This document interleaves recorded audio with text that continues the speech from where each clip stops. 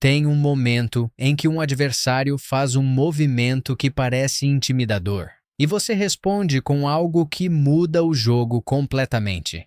Foi exatamente isso que aconteceu nos primeiros dias de agosto de 2026, e a maioria das pessoas ainda não percebeu a dimensão do que está se desenrolando.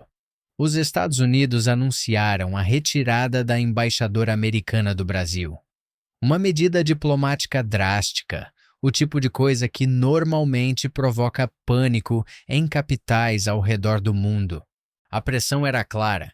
O governo Trump escalava o conflito com Brasília, numa sequência de ações que começou com ameaças tarifárias, passou por investigações comerciais e chegou agora a uma crise diplomática aberta. Do lado de lá, a família Bolsonaro comemorando, achando que finalmente tinha conseguido colocar o Brasil num canto. Só que Lula não ficou num canto.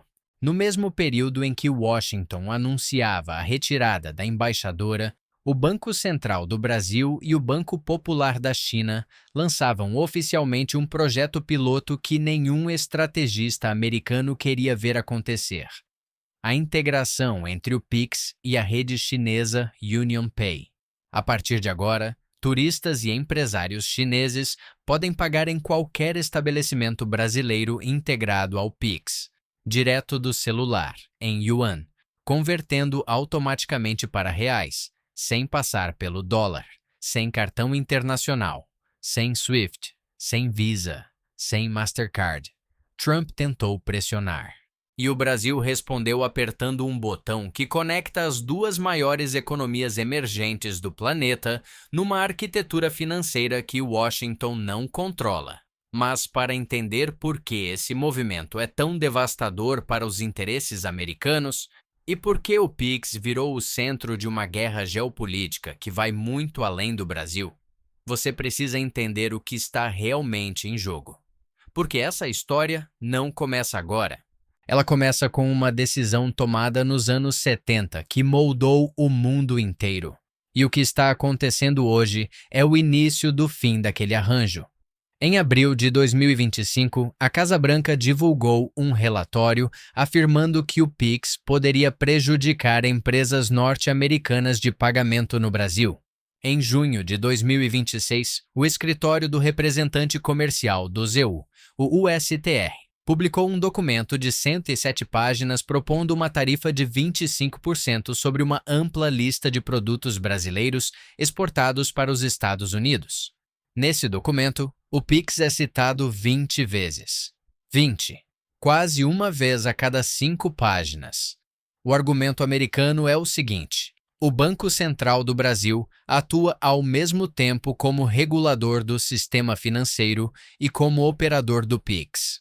Para Washington, isso cria uma vantagem que empresas privadas, leia-se Visa e Mastercard, não conseguem disputar. É o que eles chamam de prática comercial desleal. Agora, para e pensa no que isso significa na prática. O Brasil é um país de 215 milhões de pessoas. Por décadas, a cultura de pagamento aqui foi o cartão, débito, crédito, parcelado. E em cima de cada transação, as operadoras americanas mordiam uma fatia. Dependendo do tipo de compra, 2%, 3%, 4%, 5%. No crédito, com juros, bem mais. Multiplicado por bilhões de transações ao ano, isso representa um volume absurdo de receita fluindo das carteiras dos brasileiros para os cofres de empresas americanas. Aí, o Pix chegou. Em novembro de 2020. E em menos de 3 anos mudou tudo. Hoje, o Pix tem mais de 170 milhões de usuários ativos. Isso é 80% da população brasileira. Em maio de 2026, o sistema ultrapassou a marca de 7 bilhões de transações em um único mês, movimentando mais de 3 trilhões no período. Em dezembro de 2025, bateu o recorde de 313 milhões de operações em um único dia. Uma ferramenta criada pelo Banco Central, gratuita para pessoas físicas, instantânea, disponível 24 horas por dia, 7 dias por semana. O Pix não proibiu o cartão. Visa e Mastercard ainda operam no Brasil, ainda são aceitas em 98% dos estabelecimentos de e-commerce. Mas quando as pessoas têm uma alternativa gratuita e instantânea, elas escolhem essa alternativa. E foi exatamente isso que aconteceu. Pequenas e médias empresas migraram em massa. Até o final de 2024, o Pix já respondia por mais de 50% de todos os pagamentos feitos por PMEs no país. Economistas brasileiros ouvidos pela Forbes foram diretos. O argumento americano é mais político do que técnico. Nenhum banco central do mundo é proibido de criar infraestrutura financeira para seu próprio país. O Fed americano opera o sistema de pagamentos dos CTUA. O Banco Central Europeu faz o mesmo na Europa. O que incomoda Washington não é a concorrência desleal, é que a concorrência existe e eles estão perdendo. Mas o Pix sozinho ainda seria uma briga doméstica. O que virou uma ameaça existencial para a ordem financeira americana foi quando o Brasil começou a exportar essa lógica para o mundo. Para entender por que o Brasil virou protagonista de uma batalha geopolítica que envolve China, Rússia, Índia e mais 10 países, você precisa entender o que o Pix representa em termos globais, não só para os brasileiros. Em 2022, 2 anos depois do lançamento, o Brasil já era o segundo país do mundo em volume de pagamentos instantâneos, atrás apenas da Índia. 15% de todas as transações instantâneas do planeta passaram pelo Pix naquele ano. A China, com 1,4 bilhão de pessoas, ficou em terceiro lugar. Isso não é acidente. É o resultado de uma combinação específica, uma infraestrutura pública robusta, adoção em massa facilitada pelo celular e um sistema que não cobra nada de pessoa física. Em países onde o sistema bancário tradicional historicamente excluía parcelas enormes da população, o Pix incluiu mais de 71 milhões de pessoas no sistema financeiro em menos de 5 anos. Agora, coloca isso num contexto maior. O Brasil é a maior economia da América Latina. É membro fundador do BRICS.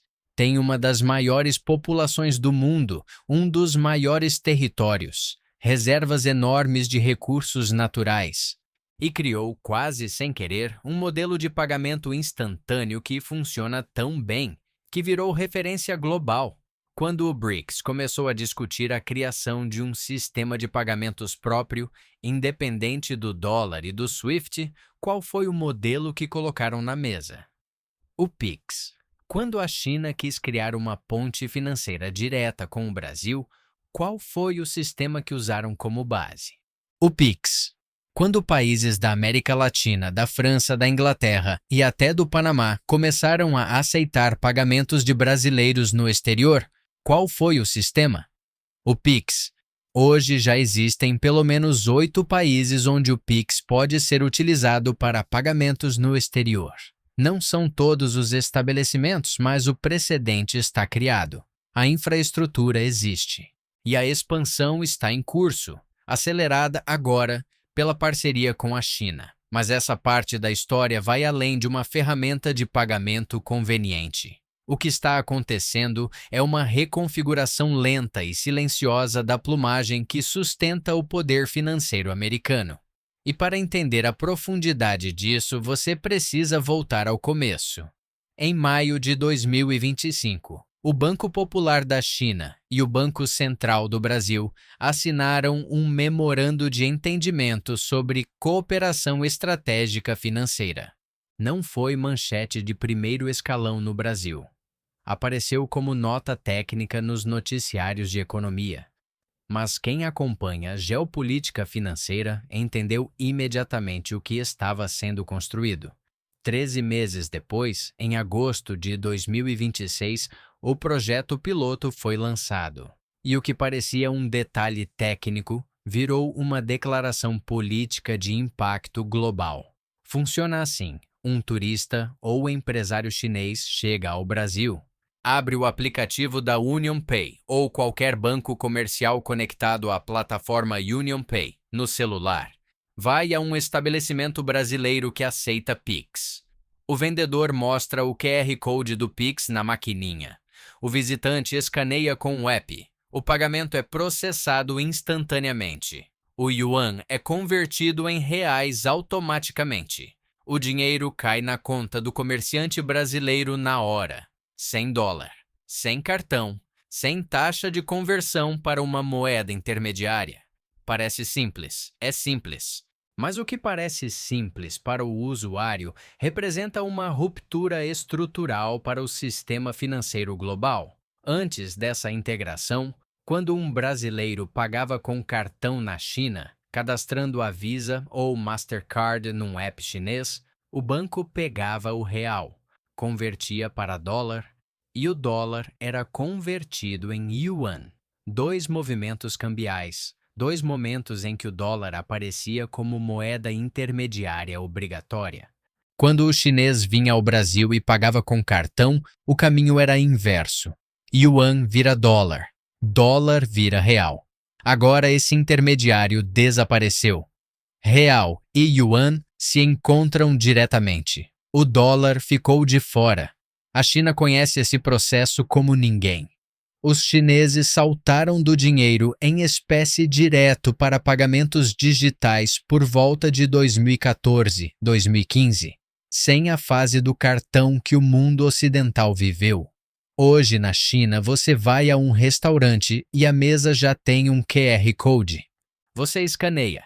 O menu aparece no celular, você escolhe, paga e o pedido vai para a cozinha. Em muitos lugares, você nem interage com um atendente para pagar. É tudo pelo WeChat ou pelo Alipay, integrados ao UnionPay. Esse universo de pagamentos, que movimenta uma das maiores economias do mundo, acaba de se conectar ao Pix, e não para por aí. O projeto piloto atual cobre pagamentos de pessoa para estabelecimento, o turista chinês no Brasil, o brasileiro que eventualmente for usar o sistema na China. Mas o próximo passo que está sendo construído enquanto esse texto é lido é o pagamento de empresa para empresa à distância.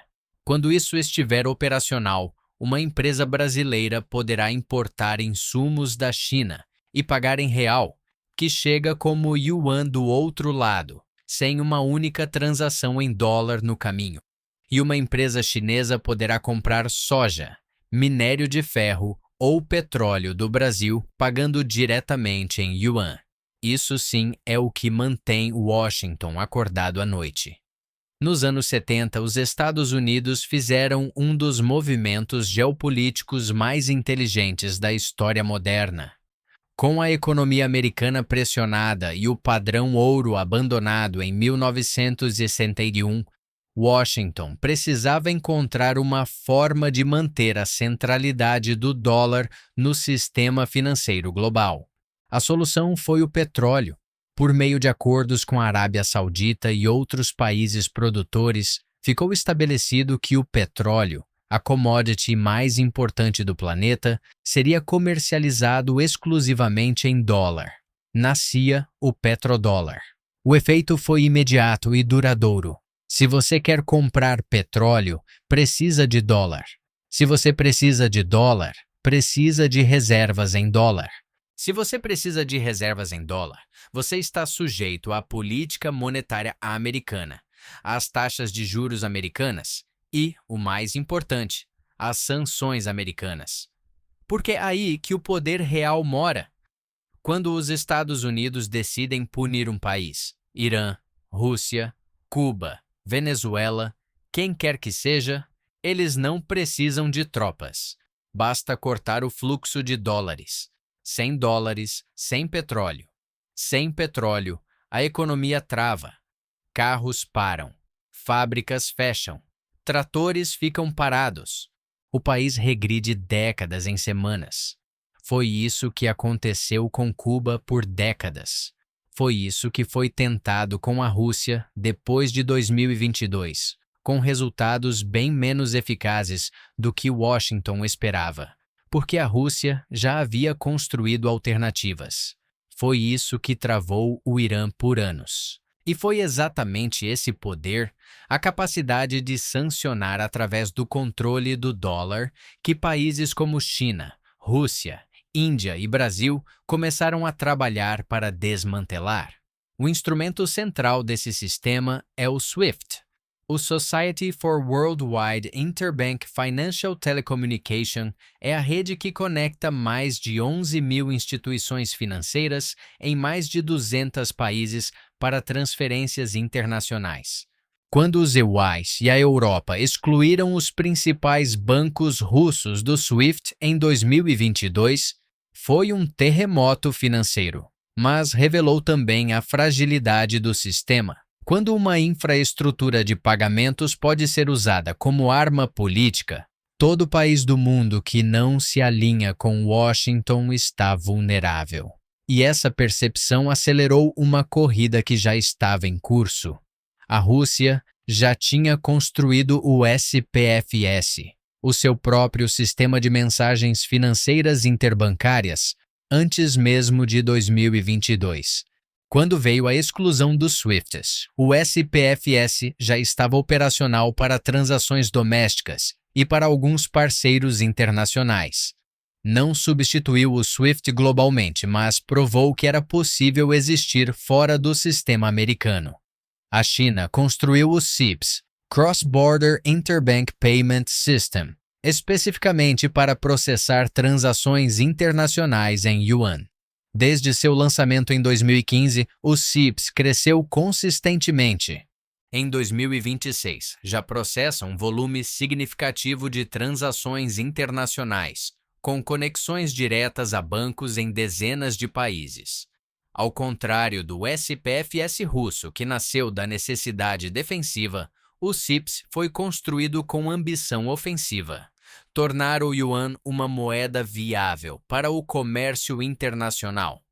A Índia tem o UPI, Unified Payments Interface, que funcionalmente se parece com o Pix e já foi exportado para alguns países parceiros. E o Brasil tem o Pix, que em 2026 começou a se integrar a todos esses sistemas numa arquitetura maior chamada BRICS-Pay. O BRICS-Pay é talvez o desenvolvimento mais significativo nessa história.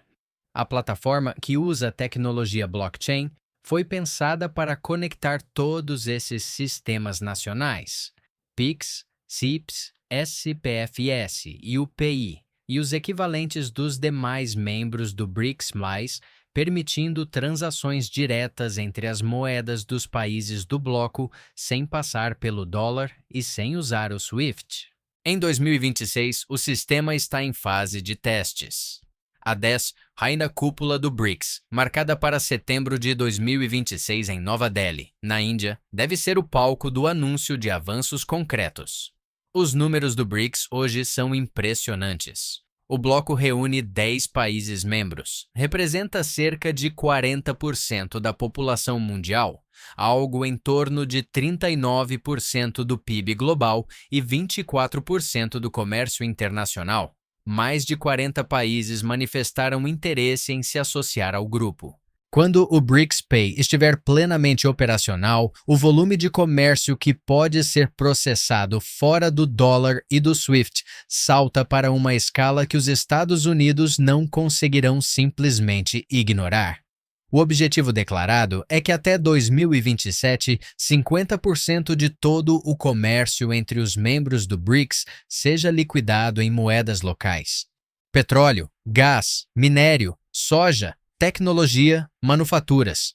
Tudo isso potencialmente circulando sem uma única transação em dólar. Isso não significa o fim imediato do dólar como moeda de reserva.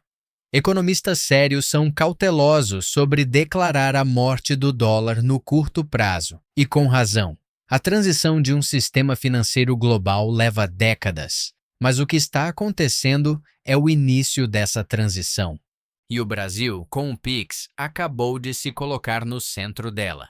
Tem uma dimensão dessa história que vai além dos sistemas de pagamento, além do SWIFT, além do BRICS-Pay. Uma dimensão que, quando você entende, percebe que a desdolarização não é um projeto financeiro. É um projeto energético. O petrodólar existe porque o petróleo é indispensável. Sem ele, economias modernas param. E enquanto o petróleo for indispensável, o dólar tem uma âncora estrutural no sistema global. Cortar essa âncora exige não encontrar outra moeda para comprar petróleo, exige tornar o petróleo desnecessário. E é exatamente isso que a China está construindo há mais de uma década. O investimento chinês em energia renovável nos últimos anos é de uma escala difícil de compreender. Em energia solar, a China produz mais painéis fotovoltaicos do que o resto do mundo somado. Em energia eólica, instalou mais capacidade em 2023 do que todos os outros países juntos. Em veículos elétricos, a BYD ultrapassou a Tesla em volume de vendas e se tornou a maior fabricadora de carros elétricos do planeta. Não é coincidência, é estratégia. A lógica é direta. Se você consegue eletrificar o transporte, a indústria e o consumo doméstico usando energia renovável, você quebra a cadeia que liga petróleo a poder.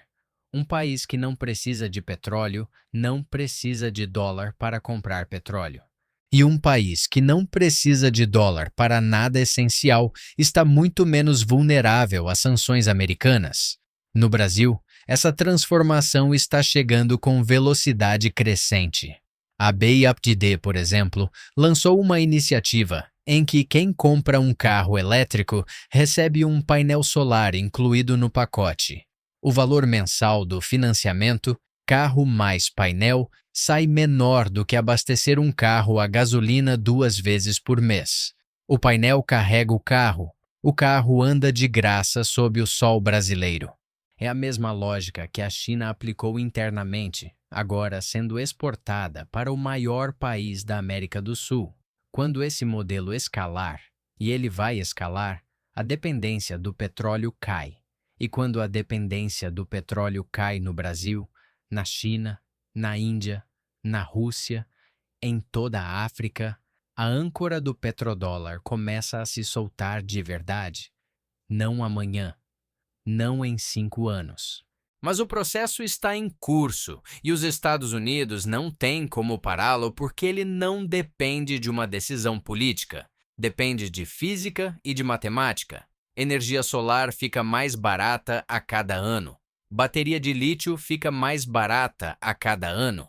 Carro elétrico fica mais acessível a cada ano. A direção é uma só. Vamos voltar ao tabuleiro de agosto de 2026 e ver o que cada peça vale. Trump retirou a embaixadora do Brasil. É uma declaração de hostilidade diplomática. Gera ruído, gera pressão, gera manchetes. Mas no plano concreto, o Brasil não perdeu nenhuma exportação com isso. As tarifas de 50% anunciadas em julho já isentaram setores-chave como aviação, energia, celulose, metais preciosos e café. E as exportações brasileiras em 2025 bateram recorde histórico, mesmo com toda a pressão americana. Lula lançou a integração PIX-China. É uma declaração de alinhamento estratégico com a segunda maior economia do mundo. Gera pouco ruído nas manchetes do dia a dia. Mas, no plano concreto, cria uma ponte financeira direta entre Brasil e China que não passa pelo sistema americano, fortalece a posição brasileira no BRICS Pay e manda um sinal para todos os outros países do bloco sobre o que é possível construir. A assimetria é gritante. Uma ação americana produziu barulho com impacto limitado. Uma ação brasileira produziu silêncio com impacto estrutural. E tem mais. Cada vez que os EUA usam o PIX como pretexto para tarifas, eles validam publicamente que o sistema funciona e que eles não conseguem competir com ele. Cada investigação americana sobre o PIX é involuntariamente um endosso global do modelo brasileiro.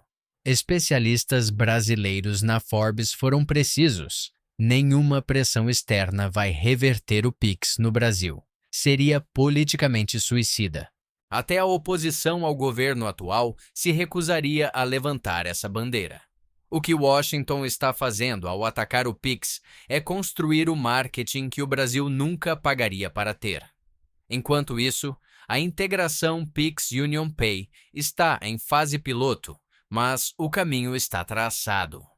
O próximo passo é pagamento de empresa para empresa à distância, o que vai permitir que importações e exportações entre Brasil e China sejam liquidadas diretamente em moedas locais.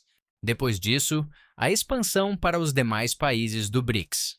Depois, para o BRICS+, que já inclui Egito, Etiópia, Irã, Arábia Saudita e Emirados Árabes Unidos.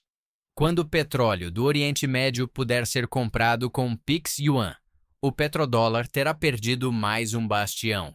Nenhuma potência domina para sempre. O impasse financeiro americano, a capacidade de controlar o mundo pelo controle do dólar, foi construído ao longo de décadas e está sendo desfeito da mesma forma, aos poucos em múltiplas frentes, por múltiplos países, sem que haja um único momento dramático que anuncie a virada.